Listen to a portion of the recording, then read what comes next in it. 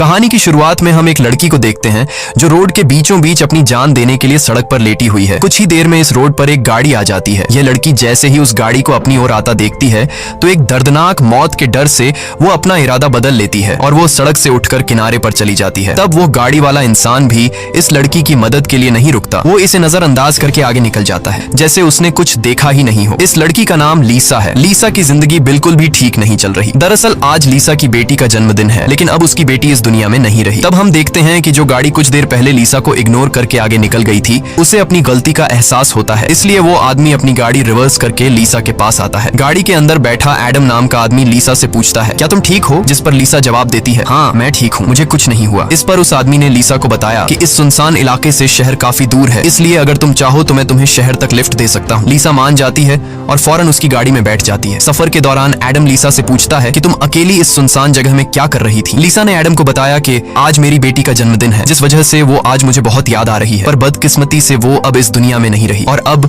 मैं बिल्कुल अकेली हूँ। कोई भी ऐसा नहीं है इस दुनिया में जिससे मैं अपना कह सकूं। लीसा की ये बात सुनकर एडम कहता है, अच्छा इस वजह से तुम रास्ते के बीचों बीच मरने के लिए लेटी हुई थी? जवाब में लीसा ने कहा, मैं मरना नहीं चाहती, बस एक बार किसी तरह से अपनी बेटी से मिलना चाहती हूँ। तभी लीसा कार का रेडियो ऑन कर लेती है। रेडियो पर एक न्यूज चल रही होती है। रिपोर्टर बताता है कि जंगल में एक सीरियल किलर घूम रहा है और आज सुबह इस किलर ने 2 और लड़कियों को मार दिया है। पुलिस के पास उस किलर की तस्वीर तो नहीं है, लेकिन उन्हें इसके बारे में ये जानकारी मिली है कि कातिल एक गोरे रंग का आदमी है जिसके पास ब्राउन कलर की गाड़ी है और उसके दाहिने हाथ पर एक क्रॉस का निशान है। ये खबर सुनकर लीसा के पैरों तले जमीन खिसक जाती है, क्योंकि रिपोर्टर रेडियो पर जिस कातिल का हुलिया बता रहा था वो कोई और नहीं बल्कि एडम ही था। उसके हाथ में क्रॉस का निशान देखकर लीसा बहुत ज्यादा डर जाती है। इससे पहले कि लीसा खुद को बचाने के लिए कुछ कर पाती, तभी एडम अचानक जोर से कार का ब्रेक लगाता है, जिससे लीसा का सर तेजी से कार की डैशबोर्ड से जा टकराया और लीसा बेहोश हो गई। कुछ देर बाद जब लीसा की आंखें खुली तब उसने खुद को एक अजीब से बंकर में कैद पाया जो चारों ओर से लोहे की मजबूत दीवारों से बना हुआ था। लीसा खुद को इस बंद जगह में कैद पाकर बहुत ज्यादा घबरा जाती है और मदद के लिए चिल्लाने लगती है, लेकिन उसकी मदद करने कोई नहीं आया। हम देखते हैं कि लीसा को एक अलग तरह का सूट पहनाया गया है और उसके हाथ में एक घड़ी भी पहनाई गई है। लीसा उस घड़ी को निकालने की बहुत कोशिश करती है, लेकिन वो घड़ी इतनी मजबूत थी कि काफी कोशिश के बाद भी वो उसके हाथ से नहीं निकलती। आखिर में जब उसे रियलाइज होता है कि इस जगह से निकलना इम्पॉसिबल है, तो वो थक हार कर एक जगह में बैठकर रोने लग जाती है। तभी अचानक उस चेंबर का दरवाजा खुला। लीसा ने देखा कि दरवाजे के दूसरी ओर एक सुरंग है। उस सुरंग के एंड से रोशनी नजर आ रही थी। लीसा को समझ आया कि अगर इस जगह से बाहर निकलना है तो इस सुरंग से होकर निकलना पड़ेगा। लीसा खुश हो जाती है कि उसे बाहर निकलने का रास्ता मिल गया है, लेकिन जैसे ही वो सुरंग के अंदर चली गई तभी अचानक उसके पीछे उस चेंबर का दरवाजा अपने आप बंद हो गया। ये देखकर लीसा की सांस रुक गई और अब उसे समझ आया कि वो पहले से भी ज्यादा खतरनाक जगह में फंस गई है। तभी अचानक लीसा के हाथ में बंधे ब्रेसलेट में अलार्म बजने लगा और 11 मिनट का टाइमर सेट हुआ। ये देखकर लीसा समझ गई कि मुझे 11 मिनट में यहाँ से निकलना होगा, नहीं तो मैं हमेशा के लिए यहाँ पर बंद रह जाऊंगी। इसीलिए लीसा अपने हाथों और पैरों के बल रेंगती हुई जल्दी से उस रोशनी की तरफ बढ़ने लगी, लेकिन जैसे ही वो उस रोशनी के करीब होती जा रही थी तभी अचानक उस सुरंग का आगे का दरवाजा धीरे धीरे बंद होने लगा। ये देखकर लीसा और तेजी से आगे बढ़ने लगी, लेकिन जब वो उस दरवाजे के पास पहुंची तो वो दरवाजा पूरी तरह से बंद हो चुका था। लीसा को कुछ समझ नहीं आ रहा था कि अब यहाँ से कैसे निकला जाए। वो चीख चीख कर रोने लगी। तभी उसकी नजर उस दरवाजे के बगल से जा रही एक दूसरी सुरंग पर पड़ी, लेकिन वो रास्ता बहुत ज्यादा तंग था। लीसा को अब कोई और दूसरा रास्ता नजर नहीं आ रहा था, इसलिए लीसा हिम्मत करके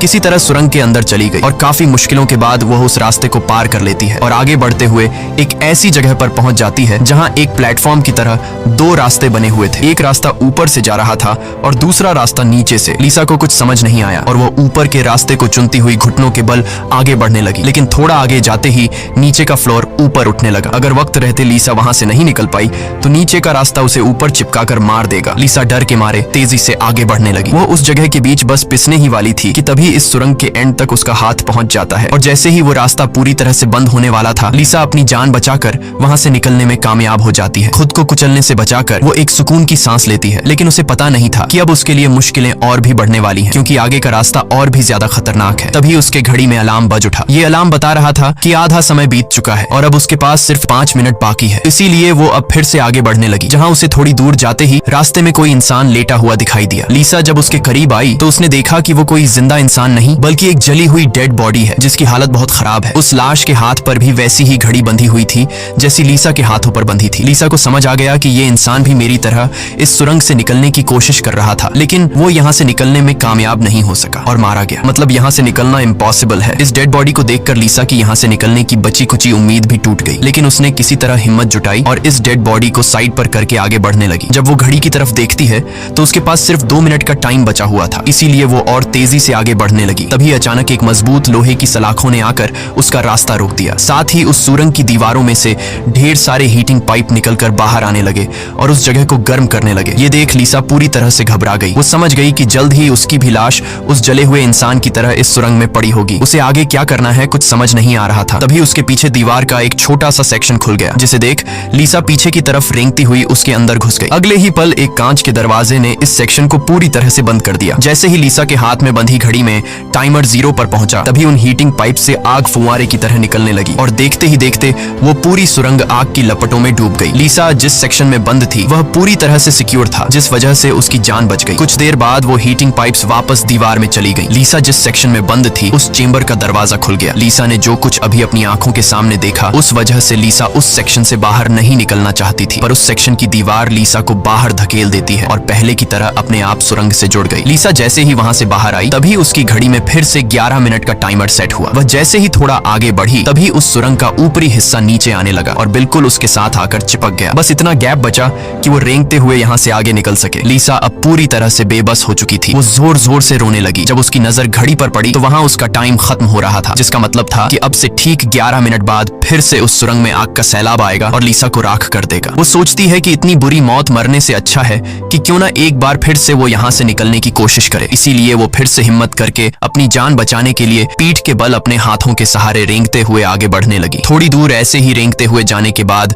वो सुरंग खत्म हो गई और आगे पानी का एक टैंक आ गया। लीसा बहुत ज्यादा थक गई थी और प्यास ने उसका बुरा हाल कर दिया था। वो इसी तरह लेटे हुए हाथों की मदद से पानी पीकर अपनी प्यास बुझा लेती है। जब उसने अपनी घड़ी की तरफ देखा तो अब सिर्फ 8 मिनट रह गए थे। अब पानी के अलावा उसे कोई और दूसरा रास्ता नहीं दिखा, इसलिए वो एक लंबा सांस लेते हुए पानी में ही उतर गई। पानी में उतरने के बाद टैंक काफी बड़ा था। उसे अब समझ नहीं आ रहा था कि किस तरफ जाना है। वो यहाँ वहाँ पानी में निकलने का रास्ता ढूंढने लगी, मगर उसे कोई भी निकलने का रास्ता नहीं मिला। दूसरी तरफ जहाँ से वो इस टैंक में उतरी थी वह रास्ता भी बंद हो चुका था। अब उसकी सांस भी खत्म होने लगी थी। तभी टैंक में से ऊपर की तरफ एक दरवाजा खुल गया। लीसा जल्दी से उस दरवाजे से होते हुए ऊपर निकल आई। बाहर निकलते ही उसने जोर जोर से सांसें ली और आगे का रास्ता तय करने लगी, लेकिन लीसा बहुत ज्यादा थक चुकी थी। आगे बढ़ना उसके लिए बहुत मुश्किल हो रहा था और कुछ ही देर में भारी थकान की वजह से लीसा की बीच रास्ते में ही आंख लग गई। लेकिन तभी लीसा के कानों में किसी के चीखने की आवाज गूंज उठी। वहां और भी कोई था जो मदद के लिए पुकार रहा था। उसकी आवाज सुनकर लीसा के अंदर बचने की एक उम्मीद जाग उठी, इसीलिए वो जल्दी से उस आवाज का पीछा करने लगी। अचानक एक जगह उसके ठीक नीचे एक दरवाजा खुला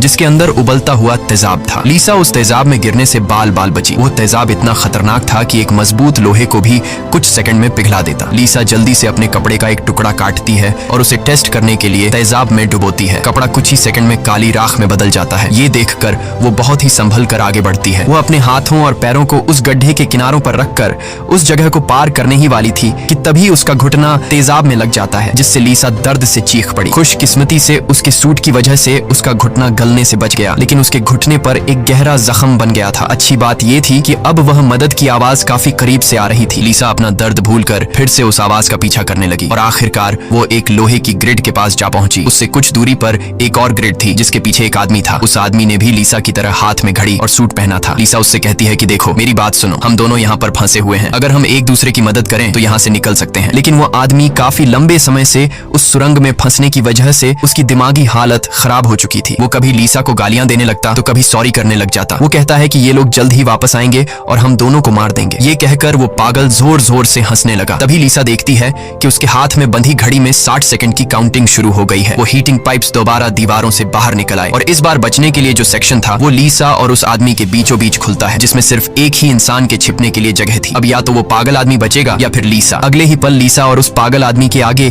जो लोहे की ग्रिड थी वह हट गई। ये दोनों तेजी से उस चेंबर की तरफ भागने लगे और दोनों एक साथ चेंबर तक पहुंचे, जिसके बाद ये दोनों एक दूसरे को मारने लगे। उस बीच कभी लीसा उस पागल आदमी को चेंबर से बाहर निकाल देती तो कभी वो पागल आदमी लीसा को बाहर धकेल देता। लेकिन आखिर में जैसे ही वक्त खत्म होने वाला होता है लीसा उस आदमी को लात मारकर चेंबर से बाहर कर देती है। वो आदमी लीसा को पैर से पकड़कर बाहर निकालने की कोशिश करता है। तभी 60 सेकंड खत्म हो गए और उस चेंबर के शीशे के दरवाजे ने उस आदमी का हाथ काट दिया। दर्द से वो आदमी चिल्ला उठा। तभी लीसा की नजर उस आदमी के हाथ पर पड़ी जिस पर क्रॉस का टैटू बना हुआ था। उस टैटू को देखकर लीसा समझ जाती है कि ये आदमी कोई और नहीं बल्कि उसे कार में बेहोश करने वाला सीरियल किलर एडम है। अब लीसा की सारी कंफ्यूजन दूर हो गई। पहले लीसा को लग रहा था कि एडम ने इसे यहाँ कैद करके रखा है, लेकिन उसकी ये सोच गलत थी क्योंकि एडम बेचारा तो अब खुद मौत के मुंह में था। इतने में ही लीसा की घड़ी पर 11 मिनट का वक्त पूरा हो गया और उन हीटिंग पाइप्स से निकलती तेज आग ने कुछ ही सेकंड्स में एडम को राख में बदल दिया। अपनी आंखों से एडम की इतनी भयानक मौत देखकर लीसा डर के मारे कांपने लगी। कुछ देर बाद सेक्शन के अंदर एक छोटे सुरंग में से एक रोबोट आता है। वह एक बहुत ही भयानक सा स्कल था। ये रोबोट लीसा को कोई नुकसान नहीं पहुंचाता बल्कि उसके तेजाब से जले हुए घुटने को ठीक कर देता है। लीसा ने उससे पूछा कि वो कौन है और उसे यहाँ क्यों लेकर आया है। जवाब में उस रोबोट के मुंह से एक टूल निकलता है और वो टूल लीसा के सूट के साथ कनेक्ट हो जाता है। उस टूल की मदद से लीसा को फ्लैशबैक की सारी बातें याद आने लगती हैं। जब वो कार में एडम के साथ थी और उसे एडम की सच्चाई का पता चलने पर एडम की उसके साथ झड़प हो गई थी। उस दौरान एडम ने लीसा पर चाकू से सीने पर वार किया और कार से बाहर फेंक दिया था। उसी पल लीसा को आसमान से उसकी ओर आती एक सफेद रोशनी दिखाई दी थी, जिसके बाद लीसा वापस प्रेजेंट में आती है। लीसा को अब एक बात समझ आ जाती है कि उन एलियंस ने ही दरिंदे एडम से उसकी जान बचाई थी और उसे यहाँ लाए थे, लेकिन वो उसे यहाँ क्यों लाए थे ये बताए बिना ही वो रोबोट वहाँ से निकल गया। लीसा ये भी समझ जाती है कि ये लोग जो भी हैं वे उसे मारना नहीं चाहते, बस उसे इस गेम को पार करना होगा, तभी वो यहाँ से निकल पाएगी। लीसा अब आगे का रास्ता तय करने उस चेंबर से बाहर आ गई। एडम का कटा हुआ हाथ भी वहाँ पर पड़ा हुआ था। उसी समय लीसा को उस कटे हाथ पर टाइमर के नीचे कुछ सिंबल्स दिखाई दिए। लीसा उन सिंबल्स का मतलब समझने की कोशिश कर ही रही थी कि तभी एक घूमता हुआ पंखा उसकी ओर आने लगा। उसे देख लीसा अपनी जान बचाने के लिए पीछे हटने लगी और उससे बाल बाल बचती हुई एक छेद से ऊपर की सुरंग में चली गई। तभी अचानक उसे सुरंग के ऊपर से किसी के चलने की आवाज सुनाई दी। वो आवाज एक जगह पर जाकर रुक गई। उस जगह पर सुरंग का ढक्कन खुला और उसमें से एक भयानक सा क्रीचर उतरा जो देखने में तो इंसान था लेकिन जानवरों की तरह घुरा रहा था। उसका शरीर पूरी तरह से जल चुका था और उसकी आंखें सफेद पत्थर की तरह चमकदार थीं। तभी लीसा की नजर उसके कटे हुए हाथ की तरफ गई। उसका कटा हुआ हाथ देखकर लीसा समझ गई कि वो कोई और नहीं बल्कि एडम है, जो जलने के बाद एक राक्षस में बदल चुका है। अब वो लीसा को मारना चाहता था। एडम की आंखें जल गई थीं। इस वजह से वह लीसा को देख तो नहीं सकता था पर वो सुन सकता था। लीसा चुपचाप धीरे धीरे आगे बढ़ने लगती है, लेकिन तभी उसकी घड़ी के फर्श पर टकराने से एक हल्की सी आवाज गूंज उठी जिससे एडम को उसकी भनक लग गई और तेजी से लीसा को मारने के लिए उसके पीछे आने लगा। लीसा उसके हाथ लगने ही वाली थी कि तभी लीसा एक पतली सुरंग से उस पार चली गई। एडम को कुछ नजर न आने की वजह से वह उस जगह को पार नहीं कर पाया। लीसा उस सुरंग से आगे बढ़ती हुई एक ऐसी जगह पर पहुंची जहां उसके पास आगे जाने के लिए 2 रास्ते थे। लीसा को कुछ समझ नहीं आ रहा था कि किस रास्ते को चुनना चाहिए। वह बहुत सोचने के बाद जब उसे कुछ समझ नहीं आता तो वह एक अंदाजे से लेफ्ट वाले सुरंग में घुस जाती है। सुरंग के बाहर एक कमरा था जिसकी चारों ओर कांच की दीवारें थीं। उन दीवारों पर लीसा को उसके पैदा होने से लेकर अपनी बेटी को जन्म देने तक की सारी यादें दिखाई दे रही थीं। वहां लीसा ने यह भी देखा कि किस तरह उसकी लापरवाही की वजह से उसकी बेटी की जान चली गई। लीसा अपनी बेटी को याद करके बहुत रोने लगती है। तभी उसने देखा कि ऊपर छत से एडम फिर से उसके पीछे आ रहा है, लेकिन लीसा उससे अपनी जान छुड़ाकर एक दूसरे सुरंग में पहुंच जाती है जहां उसने कुछ ऐसा देखा जिससे उसकी खुशी का ठिकाना नहीं रहा। उसने देखा कि उस सुरंग के खत्म होने पर बाहर नीला आसमान चमक रहा है। अपनी आजादी को इतने करीब से देखकर लीसा में दोबारा हिम्मत आ गई, लेकिन उस सुरंग को पार करने के लिए उसे एक कंटीले रास्ते से होकर गुजरना पड़ेगा। अब सिर्फ 60 सेकंड का टाइम बचा हुआ था। अगले ही पल हीटिंग पाइप्स भी दीवार से बाहर निकल आए जो 60 सेकंड्स खत्म होते ही उस जगह को आग से भरने वाले थे। लीसा बिना टाइम जाया किए इन कांटेदार तारों के नीचे से जाने लगी, जिससे वो कांटेदार तार उसकी बॉडी में घुसकर लीसा की पीठ बुरी तरह से काट देते हैं। लीसा बहुत ज्यादा तकलीफ में होती है और उसके पीठ से बहुत ज्यादा खून निकलने लगता है, लेकिन लीसा खुद की परवाह किए बिना धीरे धीरे आसमान की तरफ बढ़ने लगी। तभी पीछे सुरंग में चेंबर खुला जिसमें एडम झट से जाकर छिप गया। अब कुछ ही देर में आग का सैलाब आने वाला था। खून से लथपथ लीसा बाहर निकलने की कोशिश में थी, लेकिन बहुत ज्यादा खून बहने की वजह से अब आगे बढ़ना उसे मुश्किल हो रहा था। उसकी आंखें धुंधली हो रही थीं। तभी 60 सेकंड्स खत्म हो गए और अगले ही पल वहां आग बरसनी शुरू हुई। उससे पहले कि वो आग का सैलाब लीसा को भी अपनी चपेट में लेता, लीसा के ठीक नीचे एक द्वार खुला और वो नीचे एक चेंबर में जा गिरी और बेहोश हो गई। थोड़ी देर बाद जब लीसा की आंख खुली तो उसने देखा कि वो फिर से उसी जगह पर आ गई है जहां से उसने बढ़ना शुरू किया था। यानी अब तक उसने जितनी भी मेहनत की यहाँ से निकलने की वो सारी जाया चली गई। ये देखकर लीसा अब पूरी तरह से टूट चुकी थी। तभी वो रोबोट उसकी मरहम पट्टी के लिए दोबारा आ जाता है। लीसा ने उसे मरहम पट्टी करने से रोका क्योंकि वो दोबारा ये सब दोहराने के लिए तैयार नहीं थी। उसने रोबोट से कहा कि वो अब सिर्फ मरना चाहती है। उस रोबोट ने लीसा की बात मान ली और उसके मुंह से एक इंजेक्शन निकलकर लीसा के शरीर की तरफ बढ़ने लगा। तभी लीसा को एडम के हाथ पर बने हुए निशान याद आ गए। वो समझ गई कि जरूर वो निशान यहाँ से बाहर निकलने का रास्ता बताते हैं, इसलिए वो अपने खून से दीवार पर एडम के हाथ पर बने हुए निशान बनाने लगी, जिसे काफी गौर से देखने के बाद लीसा को पता लगा कि ये तो एरो है जो यहाँ से निकलने की डायरेक्शन बताते हैं। जैसे कि पहला एरो लेफ्ट साइड की तरफ मुड़ा हुआ था, जिसका मतलब रास्ते में आने वाली पहली 2 सुरंगों में से उसे लेफ्ट साइड वाली सुरंग के अंदर जाना चाहिए। दूसरे नंबर का एरो राइट साइड की ओर मुड़ा हुआ था, यानी पहली सुरंग को पार करने के बाद जब फिर से एक साथ 2 सुरंगें आएंगी तब राइट साइड वाली सुरंग के अंदर जाना चाहिए। उसे लगा कि जरूर मेरे हाथ की घड़ी के नीचे भी इसी तरह के सिंबल्स बने होंगे जो यहाँ से बाहर निकलने की डायरेक्शन बताते हैं। ये समझते ही लीसा ने उस रोबोट से उसके जख्मों को ठीक करने को कहा। जख्मों की मरहम पट्टी होते ही वो एक नई उम्मीद के साथ फिर से इन टनल्स में निकल पड़ी। लीसा पहले भी इन सुरंगों से गुजर चुकी थी, इसलिए वह बड़ी आसानी से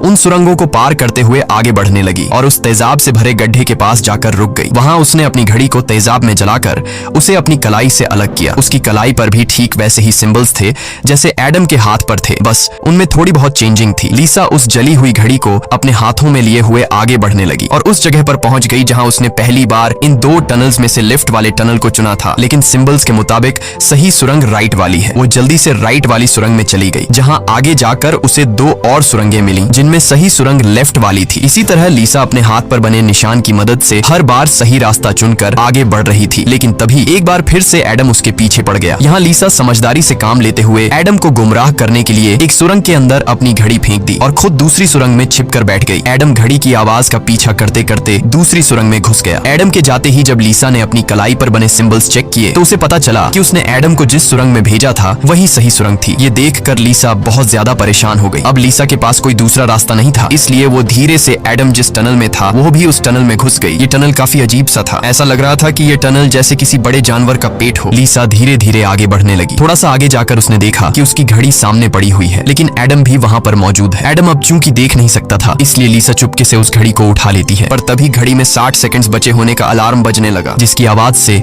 एडम को लीसा की भनक लग गई। वह दोबारा लीसा का पीछा करने लगा। उससे बचने के लिए लीसा जिस रास्ते से आई थी उसी रास्ते से वापस भागने लगी। उस वक्त लीसा की घड़ी में 60 सेकंड्स का काउंटिंग शुरू हो चुका था और सुरंग से हीटिंग पाइप्स भी निकल आए थे। साथ ही सुरंग में बचाव चेंबर भी खुल चुका था। लीसा जल्दी से उस चेंबर में जाकर छिप गई। एडम भी वहां तक पहुंच जाता है, लेकिन अब काफी देर हो चुकी थी क्योंकि उस चेंबर को शीशे के दरवाजे ने बंद कर दिया था। यहाँ लीसा एडम को चिढ़ाने के लिए उसे मिडिल फिंगर दिखाती है, पर बदकिस्मती से इस बार आग बरसाने वाले हीटिंग ट्यूब्स आग बरसाए बिना ही अंदर चले गए, जिसके बाद चेंबर का दरवाजा भी खुल गया और अगले ही पल एडम लीसा पर टूट पड़ा। लीसा भी खुद को बचाने के लिए एडम से लड़ पड़ी और उस शैतान के सर को अपने पैरों से दबाने लगी। पीछे से चेंबर की दीवार भी लीसा को आगे की तरफ धकेलने लगा, जिससे उस शैतान एडम का सर कुचल गया और फाइनली लीसा को एडम से छुटकारा मिल गया। लीसा अब अपने रास्ते पर आगे बढ़ने लगी, जहां आगे चलकर उसे वापस 2 रास्ते मिले। उसकी कलाई पर बने सिंबल्स के मुताबिक उसे राइट वाले सुरंग से जाना था और ये उस भूल भुलैया की आखिरी सुरंग थी, लेकिन तभी लेफ्ट वाली सुरंग से एक लड़की बाहर निकल आई। उसे देख लीसा की आंखें खुली की खुली रह गईं और वो रोने लगी, क्योंकि यह लड़की कोई और नहीं बल्कि उसकी बेटी नीना थी। नीना के मरने के बाद से लीसा ने जीना ही छोड़ दिया था। उसकी बस यही एक ख्वाहिश थी कि वो किसी तरह नीना से मिल पाए और आखिरकार आज उसकी ये ख्वाहिश भी पूरी हो गई। नीना ने अपनी माँ लीसा से कहा